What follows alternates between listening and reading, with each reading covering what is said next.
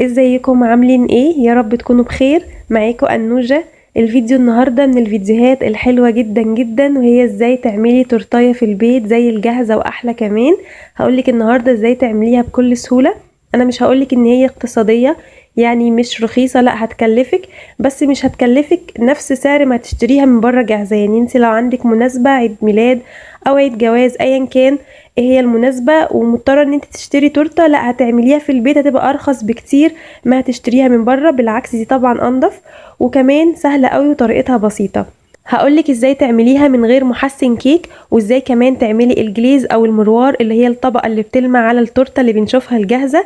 طريقتها سهلة وبسيطة، وكمان هتعمليها من غير ما يكون عندك ادوات خاصة بتجهيز التورتة، لان طبعا التورتة ليها ادوات خاصة للتجهيز، زي مثلا الادوات اللي بتستعمليها لفرد الكريمة على التورتة، او المنشار السلك اللي بتقطعي بيه الكيك طبقات علشان تحشي التورتايه بالكريمه او اي حشوه انت عايزاها، وكمان الطبق الدوار اللي بتحطي عليه التورته. كل دي ادوات بتساعدك بس انك تنجزي في الوقت او تعملي تورتايه اسرع، بس مش هتمنعك انك تعملي تورته لو انت مش عندك كل الحاجات دي. فالفيديو النهارده مفيد جدا، هيفيدك وهيساعدك ازاي تعملي التورتايه بالشكل الحلو اللي انت شايفاه ده، وهتعمليها كمان احلى ما انا عملتها. واتمنى الفيديو يعجبكم، ولو عجبك الفيديو ما تنسيش تدوسي لايك على الفيديو، وكمان شير لاصحابك. ولو انت اول مره تشوفي قناتي دوسي على كلمه اشتراك او سبسكرايب في المربع الاحمر تحت الفيديو، ودوسي على الجرس الصغير جنب كلمه اشتراك عشان يوصلك اشعار بكل فيديوهاتي الجديده. ويلا بينا نبدا الفيديو بتاعنا والطريقه والمكونات. اول حاجه هبدا اعملها هي الكيك، فهحتاج 7 بيضات بدرجه حراره المطبخ. وكالعاده لو انت بتشيلي البيض في التلاجة هتطلعيه قبل ما تجهزي الكيك بنص ساعه او بساعه. وعليهم نص كيلو من دقيق الاسبونج. دقيق الاسبونج طبعا بيكون خاص بالتورته، بيكون مختلف عن الدقيق العادي، وبتشتريه من عند اي محل مستلزمات حلواني، وبتختاري بقى اذا كنت عايزه كيك فانيليا او شوكولاته. وهضيف كمان معلقه كبيره ونص خل. الخل هنا بديل محسن الكيك، انا مش هستخدم في التورته محسن كيك، وهتطلع في الاخر النتيجه ممتازه. وربع معلقه صغيره من الفانيليا. واخر حاجة نص كوباية من المية الدافية، حوالي 100 ملي من المية الدافية. وهستمر بقى في الضرب بالمضرب الكهرباء او بالعجان لمدة ما تقلش عن 10 دقايق، لحد لما تحسي ان الخليط بتاع الكيك بدأ يزيد معاكي في البولة او في الطبق، وطبعا اللون بيبدأ يتغير معايا ويكون فاتح اكتر من الاول. ودي كده هتكون كل المكونات اللي هحتاجها للكيك. مش هحتاج بقى ولا بيكنج باودر ولا اي مكونات تانية اضافية، الدي نفسه بيكون فيه كل الكلام ده، فمش هحتاج بس غير البيض والخل والفانيليا والمية، واني استمر في الضرب لمدة 10 دقايق. وده كده هيكون القوام بتاع الخليط الكيك. وهكون مجهزة الصينية مقاسها 24 وفيها ورق زبدة، واحط فيها الكيك وهدخله الفرن على الرف اللي في النص درجة حرارة 180، بتاخد وقت من 30 ل 35 دقيقة بالظبط. وطبعا بتختبريها بخلة اسنان او بعصاية الشيش طاووق او بالسكينة من النص كده علشان تتأكدي ان هي استوت تماما، وتسيبيها تبرد براحتها. مش هتستخدمي الكيك ده، يعني يفضل ان انت تعملي الكيك بتاع التورته قبلها بيوم. لو ما عندكيش وقت اعمليها مثلا من الصبح، وسيبيها بقى ساعتين 3 على ما تبدأي انك تجهزيها او تقطعيها. وده كده شكل الكيك بعد لما بردت خالص. هبدأ اني اشيل ورق الزبدة، هتتشال معايا بكل سهولة. وده كمان ارتفاع الكيك ده مش بيزيد بالدرجة اللي ممكن تتخيليها، لان طبعا ما ضفتش محسن كيك، وده فايدته. محسن الكيك بيخلي معاكي الكيك عالي قوي، يعني ممكن يملأ الصينية او يزيد عنها كمان، لكن الطعم في الاخر واحد. يعني اذا كنت هتضيفي محسن كيك او مش هتضيفي، الطعم في الاخر واحد. الكيك بيكون هش برضو من الخل، مش مكتوم، الاختلاف بس بيكون في ارتفاع الكيك. وطبعا في ناس ما بتحبش تستخدم محسن الكيك على اساس ان هو حاجة مش صحية الى حد ما. انا دلوقتي هبدأ اني اشيل الجزء اللي فوق ده عشان حسيت ان هو عالي شوية، وهستخدم السكينة دي، هتسهل عليك كتير انك تقطعيها بكل سهولة. هقسمها بقى ل3 اجزاء، او ممكن تقسميها ل4 زي ما انت عايزة. هتقطعيها كده بالراحة خالص. طبعا انا مسرعة الفيديو عشان ما يكونش الوقت الفيديو طويل، لكن انت بتكوني مركزة قوي وانت بتقطعيها علشان تطلع معاكي متساوية. وعموما لتقطيع التورته ليها اصلا منشار بسلك رفيع خالص، بيقطع لك التورته في وقت قليل جدا، يعني بسرعه. وكمان بيخلي طبقات التورته كلها متساويه، يعني مفيش واحده مختلفه عن التانية، كلهم مقاس واحد. لو هو عندك هيسهل عليكي كتير، لكن لو مش عندك او انت لسه مبتدئة هتستعملي السكينة كده زي ما انا استخدمتها في الفيديو. بس اهم حاجة ركزي بس وانت بتقطعيها، وكمان تخلي كل الطبقات قد بعض. بعد التقطيع بكون مجهزة الكريم شانتيه بتاعي. الكريم شانتيه طبعا سهل كلنا بنعرف نعمله، فما حبيتش اني اصوره علشان ما اطولش عليكم الفيديو يبقى زيادة عن اللزوم ويبقى الفيديو ممل شوية. وطبعا لو انت عايزة تعرفي الطريقة، كوباية بودرة الكريم شانتيه بتضيفي عليها كوباية لبن او مية ساقعة او لبن ساقع يعني، بس يفضل لبن ساقع بيكون طعمها احلى. وبتستمري في ضربها بالمضرب الكهرباء لمدة ما تقلش عن 10 دقايق. ولو عايزة الكريم شانتيه بالشوكولاتة بتضيفي لها معلقتين كبار من الكاكاو الخام. وهتجيبي اول طبقة من الكيك وتحطيها في طبق على قدها، او مثلا في الطبق اللي هتقدمي فيه التورتايه زي ما انت عايزة. وهتبداي تفردي الكريم شانتيه اللي هتحشي بيه التورتايه. ممكن طبعا تحشي بمكسرات فوق الكريم شانتيه او اي حاجة انت عايزاها، يعني الحشوة براحتك مش لازم كريم شانتيه بس. هبدأ اني افردها بالسباتيولا السيليكون. ودي تاني حاجة ممكن اني استغنى عنها، وان انا المفروض اني استخدم الاسباتيولا المعدن او الستانلس، طبعا بتسهل عليكي في الفرد. لكن لو مش موجودة عندك بعد المنشار برضو، لو مش موجودة عندك هتستخدمي الاسباتيولا السيليكون، طبعا دي متوفرة وموجودة في اي بيت، او استعملي اي حاجة تقدري تتحكمي فيها عشان تفردي بيها الكريم شانتيه. اخر طبقة في الكيك انا ضفت السيرب او الشربات، اي شربات عندك خفيف او تقيل هتبدأي تعملي كده بالفرشة، يعني حاجة بسيطة مش كمية كبيرة. وتقدري طبعا تعملي في طبقات الكيك اللي تحت دي في الطبقتين التانيين براحتك، بس انا حبيت ان انا احط في الطبقة الاخيرة بس، وطلع في النهاية طعمها بجد تحفة. هغلف بقى كل التورتايه بالكريمة من الجوانب ومن فوق كويس قوي، واحاول على قد ما اقدر اني اخليها كلها مستوى واحد. ولو عندك السكرابر هيسهل عليكي انك تفردي الكريمة من جوانب التورته وتغلفيها بشكل احترافي اكتر، لكن لو مش متوفر هتفرديها بالشكل اللي في الفيديو ده. وكمان الطبق الدوار برضو هتحطي عليه التورته وتبداي تلفي، تسهل برضو معاكي.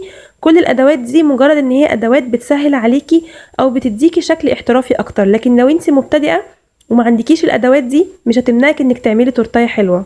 وعموما لو انت برضو عايزه تعملي تورتايه بشكل احترافي اكتر من كده، او لو عايزه تشتري الادوات الخاصه بالتورته، عايزه تتعرفي عليها وتعرفي اشكالها واسعارها، ان شاء الله هعمل فيديو هعمل برضو فيه تورتايه جميله، وهكون مستخدمه فيه كل الادوات اللي انا ما استخدمتهاش في الفيديو ده. كده خلاص انا خلصت الكيك والكريمه. هبدا اني اعمل الجليز او المروار. في الوقت اللي هتحضري فيه المروار تكوني دخلتي الكيك بتاعك او التورته الفريزر في مده ما تقلش عن 6 ساعات، علشان المروار بيتحط على الكريمه او على التورته وهو دافي. لو الكريمه مش متماسكه او ساقعه زياده عن اللزوم هيبدا ان المروار ياخد الكريمه ويقع من على التورتايه، وطبعا هتبقى التورتايه باظت منك. فلازم تتاكدي ان الكريمه اللي على التورته ساقعه جدا، فتدخليها الفريزر لمده ما تقلش عن 6 ساعات. فاول حاجه في الجليز حطيت في طبق 10 جرام جيلاتين حوالي معلقه كبيره، وشويه ميه صغيرين قوي من الحنفيه، وهقلبهم مع بعض وهسيبهم على جنب لحد لما الجيلاتين يبدا يشرب الميه كلها. في حله على البوتاجاز هضيف 125 مللي ميه، يعني نص كوبايه من الميه، عليهم 225 جرام سكر، يعني كوبايه سكر ومعلقتين كبار من السكر، وعليهم معلقه كبيره من الجلوكوز، والجلوكوز طبعا متوفر عند اي محل مستلزمات حلواني. وهسيبهم على النار لمدة 5 دقايق لحد لما القوام بتاع السكر والجلوكوز والمية يكون أتقل شوية. هبدأ أطفي البوتاجاز وهضيف 150 جرام من الشوكولاتة الخام، حوالي كوباية مليانة شوكولاتة خام، وعليها 30 جرام كاكاو خام، يعني معلقتين كبار. هقلب المكونات مع بعض كويس قوي لحد لما الشوكولاتة ما يكونش ليها أي أثر، يعني تدوب معايا. هبدأ إني أضيف 65 مللي من كريمة الحلويات، ولو مش متوفرة عندك هتجيبي كوباية من الحليب أو من اللبن، وهتدوبي فيها معلقتين صغيرين من الكريم شانتيه. هتاخدي من الكوبايه دي تلت كوبايه بس، مش هناخد الكوبايه كلها، وده هيكون بديل كريمه الحلويات. اخر حاجه بقى هضيف الجيلاتين اللي انا دوبته في شويه ميه وسيبته على جنب، هضيفه وهقلب كويس قوي لحد لما الجيلاتين كمان يبدا يدوب وما يكونش ليه اي اثر. كده الجليز بقى جاهز معايا، مش فاضل بس غير اني اصفيه واضربه بالهاند بلندر، وهصفيه كمان مرتين علشان اتاكد ان هو ناعم جدا وما يكونش فيه اي كتل صغيره مثلا من الجيلاتين او من الشوكولاته.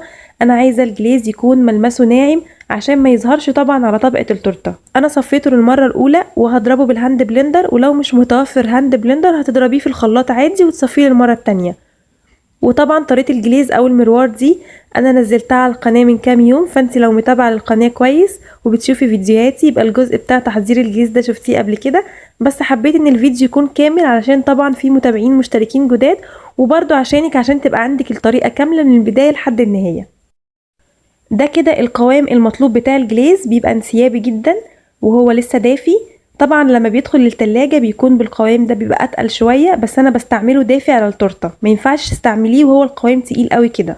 وطبعا الجليز ممكن تحضريه اصلا قبل التورته بيوم او باسبوع، يعني ما بيجرالوش اي حاجه في التلاجة، مجرد بس تطلعيه من التلاجة وتدفيه شويه وتحطيه على التورتايه بتاعتك. بعد لما سبت التورته في الفريزر لمده 6 ساعات او اكتر، جبت بقى طبق او صينيه اكبر من مقاس التورته، وكمان بوله احط عليها التورتايه تكون يعني عاليه شويه، بحيث ان انا لما انزل المروار على التورته كل كمية المروار اللي تقع تنزل في الطبق اللي تحت التورتايه، فتبدأي تحطيه في برطمان في التلاجة وتبدأي تستخدميه للمرة التانية. اكيد مش هترمي كل الكمية اللي هتقع من على التورته دي. وبالسكينة كده تبدأي انك تساعدي بس ان الجليز يوصل لكل جوانب التورتايه، لو في جزء موصلوش تبدأي ممكن تحطي بالمعلقة حاجة صغيرة كده وتنزلي على الجوانب بتاعة التورته، وبسيبها تبرد براحتها. وبعدين هبدأ امسح الزوايد بتاعة الجليز اللي في التورته من تحت، همسحها كده بالسكينة، وهبدأ اني انقل التورتايه في طبق التقديم. اخر حاجة بقى هي تزيين التورته، هتبدأي بقى تزينيها زي ما انت عايزة وزي ما تحبي. فانا كتبت عليها بالشوكولاتة البيضاء، انا سيحت شوكولاتة بيضاء في حمام مائي، وبدأت اني اكتب عليها هابي بيرثداي. تقدري طبعا تكتبي اي اسم، اي حاجة انت عايزاها على التورته. ولو حاسه انك ممكن تتلخبطي او ممكن الخط مثلا يطلع مش مظبوط، تبداي تجربي بورقه وقلم طريقه الكتابه او الشكل اللي هتكتبي بيه او اي حاجه انت عايزه تكتبيها على التورته في الورقه والقلم، يعني تعودي ايدك شويه كده كام مره، وبعدين تبداي تكتبيها على التورته بالشوكولاته. من التورته من تحت كمان عملت وردات صغيره وحط فيها كريسبي شوكولاته.